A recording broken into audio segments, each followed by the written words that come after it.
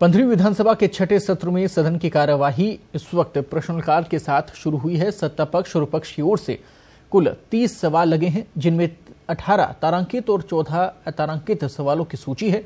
पहला सवाल सत्ता पक्ष की विधायक शकुंतला रावत ने तकनीकी शिक्षा मंत्री से पूछा है। कांग्रेस विधायक शकुंतला रावत ने पॉलिटेक्निक महाविद्यालयों में अधिगमन प्रकोष्ठ की स्थापना का सवाल लगाया। प्रश्नकाल में उद्योग, तकनीकी शिक्षा, चिकित्सा, महिला बाल विकास, सहकारिता और श्रम विभाग से जुड़े सवाल ज्यादा पूछे गए। हालांकि सदन में प्रश्नकाल के दौरान हंगामे के आसार आज बने हुए हैं। वहीं सदन में आज शून्यकाल की पर्ची के जरिए भी विधायक अपनी बात रखेंगे। सदन में विधायी कार्यों और राज्यपाल के अभिभाषण पर सत्ता पक्ष और विपक्ष के सदस्य अपने अपने विचार रखेंगे। प्रश्नकाल समाप्त होने के बाद कई विभागों की अधिसूचनाएं और वार्षिक प्रतिवेदन सदन की मेज पर रखी जाएंगी। प्राथमिकता दी जाए, अगर वो हो जाएगा तो इन बच्चों को, मैक्सिमम बच्चों को रोजगार मिल जाएगा। सर अगला प्रश्न मदन प्रजापति, प्रश्न संख्या 769। माननीय अध्यक्ष महोदय, खंड 1। जी हां, विधानसभा क्षेत्र पचभद्रा में स्थित उप जिला अस्पताल बालोतरा को जिला अस्पताल बनाने का प्रस्ताव प्राप्त हुआ है। खंड 2, जिला अस्पताल का दर्जा दिए जाने हेतु निर्धारित विभागीय मापदंड पूर्ण करने की स्थिति में एवं वित्तीय संसाधनों की उपलब्धता के आधार पर उप जिला चिकित्सालय बालोतरा को जिला चिकित्सालय बनाए जाने पर विचार किया जा सकेगा। मेरा आपके मार्फत मंत्री जी निवेदन है, बाड़मेर में मेडिकल कॉलेज खुल गया है और बालोतरा जिले का दूसरा बड़ा शहर है और रिफाइनरी और कपड़ा उद्योग को देखते हुए वैसे मंत्री जी ने कई चीजें सौगात बालोतरा को दी है। मैं आशा करता हूं जल्दी से जवाब। बेटा अगला प्रश्न जल्दी। रामनारायण मीणा, प्रश्न संख्या 4। माननीय अध्यक्ष महोदय, खंड 1 विधानसभा क्षेत्र पिपलदा में वर्तमान में बालूपा, केतुदा, सिनोदा, बिस्लायन तथा जालिमपुरा ग्राम पंचायतों में ग्राम सेवा सहकारी समितियां नहीं हैं। परिशिष्ट 1 पर संलग्न है, नहीं है, जहां पे है। निर्धारित मापदंड पूर्ण करने तथा जिला स्तरीय कमेटी की अनुशंसा सहित प्रस्ताव प्राप्त होने पर नियमानुसार ग्राम सेवा सहकारी समितियों का गठन किया जाता है। खंड 2 समिति के गठन के 2 प्रकरण पाए गए हैं। प्रकरण संख्या 1 ऑडिट रिपोर्ट 7980 के अनुसार शंभुदयाल गुप्ता समिति के व्यवस्थापक द्वारा 40,846 रुपये का गबन करने का मामला प्रकाश में आने पर प्रकरण दर्ज कर राजस्थान सहकारी संस्था 1965 की धारा 74 के अंतर्गत न्यायालय स्पेशल ऑडिटर सहकारी समितियां द्वारा कोटा द्वारा निर्णय 31/12/1980 में गबन का दोषी ठहराया गया।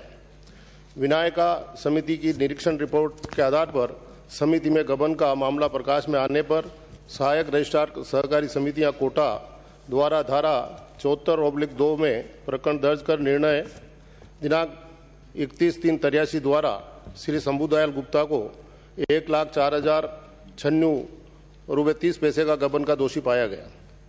उक्त निर्णय के विरुद्ध श्री गुप्ता द्वारा न्यायालय अतिरिक्त रजिस्ट्रार सहकारी समितियां जयपुर में यहां पर अपील की गई, जिसमें दिनांक 24/12/97 को न्यायालय द्वारा केस रिमांड किया गया। रिमांड केस को पुनः सुनवाई हेतु न्यायालय उप रजिस्ट्रार सहकारी समितियां द्वारा दिनांक 12/10/18 को निर्णय को पारित कर शंभुदयाल गुप्ता पूर्व व्यवस्थापक को रुपये 1,05,020 रुपये के गबन के दोषी ठहराया गया। श्री गुप्ता का दिनांक 2/5/91 को सेवा से बर्खास्त कर दिया गया है। आरोपी के लंबे समय से फरार मसरूफ होने से तथा उसके हिस्से की भूमि न्यायालय मजिस्ट्रेट द्वारा इटावा के पत्रानुसार राज हक में कुर्क करने तथा राज हक में दर्ज करने के कारण वसूली की कार्रवाई नहीं हो सकी है। प्रकरण संख्या 2 विनायका ग्राम सहकारी समिति के गबन में अन्य प्रकरण में न्यायालय सोशल ऑडिटर सहकारी समितियां कोटा द्वारा राजस्थान सहकारी संस्था अधिनियम 1965 की धारा 74(2) के अंतर्गत दिनांक 7/10/1980 को पन्ना लाल सोनी पूर्व व्यवस्थापक को रुपये 10,770 के गबन में दोषी ठहराया गया तथा 17/8/85 को गबन राशि वसूल हेतु डिग्री जारी की गई, जिसके वेतन से कटौती के आदेश भी जारी किए गए हैं। सोनी को दिनांक 8/10/85 को निलंबित करने के कारण वेतन से कटौती नहीं की जा सकी।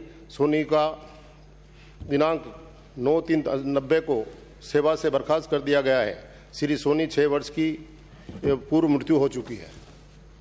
खंड 3 अवसायन विनायका ग्राम सहकारी समिति लिमिटेड के ऋण रुपए 5.70 लाख एवं ब्याज 7.3 लाख रुपए 12,10,000 का दायित्व होने एवं समिति में रुपए 10 लाख की हानि होने के कारण तथा संबंध केंद्रीय सहकारी बैंक लिमिटेड कोटा के वर्ष 2015-16 में रुपए 16.78 करोड़ की संचित हानि थी, जो वर्ष 19-20 में भी लगभग 11.64 करोड़ की संचित हानि होने से बैंक के पास सदस्यों को ऋण वितरण हेतु अतिरिक्त फंड की व्यवस्था नहीं होने से उक्त समिति को पुनर्जीवित नहीं किया जा सका।